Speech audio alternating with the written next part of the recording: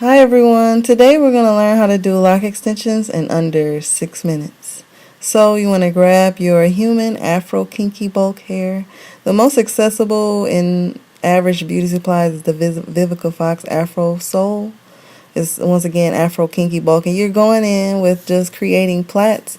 I like to create my complete plait base for the entire head before I move forward in the wrapping process. So again, these are lock extensions.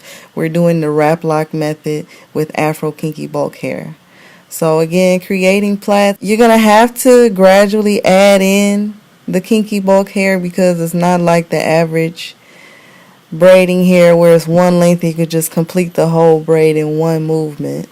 And you're going to want to do each plait about the same length as all of the other ones, because whatever you and the client discuss, you figure that out with pictures. Pictures are a go-to for me as a point of reference for style preference or end goal for the client, especially for lock extensions, because the average person is using them to start as a starter lock method. So I go in, once I part off my row, I like to go in and part off my sections on each row, starting from the middle. And then I clip off each section. I like to start from the middle to create as even parts on that row as possible.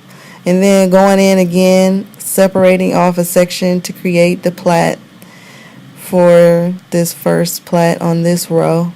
And you're just going to continue on the same process until you complete this row and the entire head.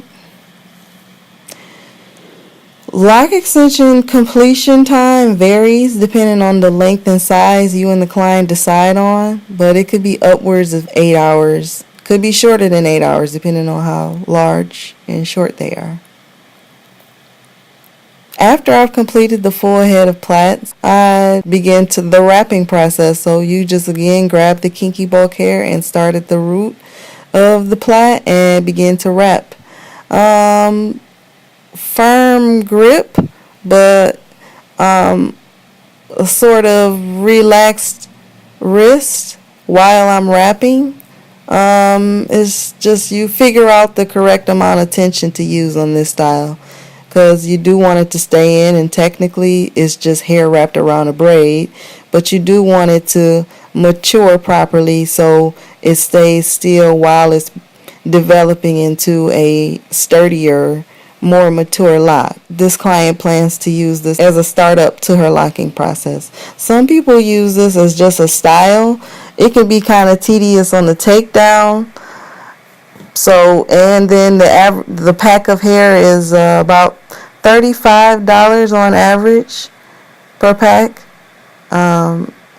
And so once you reach the bottom of the lock extension, I left out the ends of the hair for a reason, and that was just to be able to seal off the end to make a more blunt, or to create more of a sturdier ending point for the lock. So I like to wrap up the ends of the hair just around, giving it a much more sturdy ending, because I'm wrapping more hair around it. Makes it more of a solid foundation, less easy to unravel.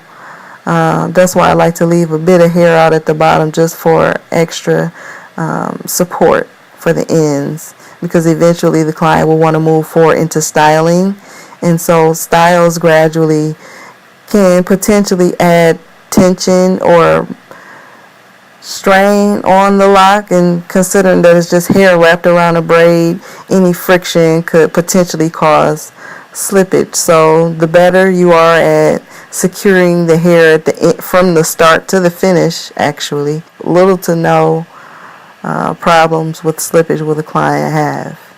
So again, going in with just wrapping from the root, and this is just a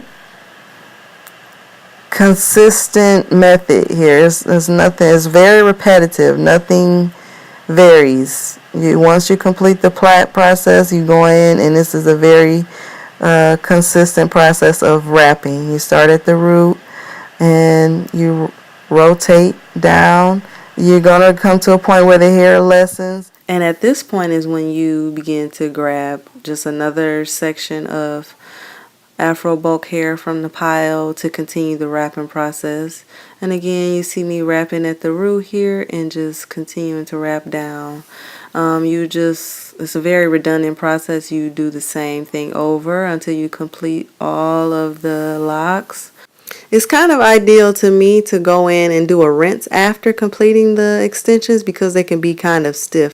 So now this is the finished look, and we could say that you did a lock extension in like less than 6 minutes, or at least learn the basic fundamentals of it. Don't forget to like, comment, subscribe, and share. Thanks so much for watching.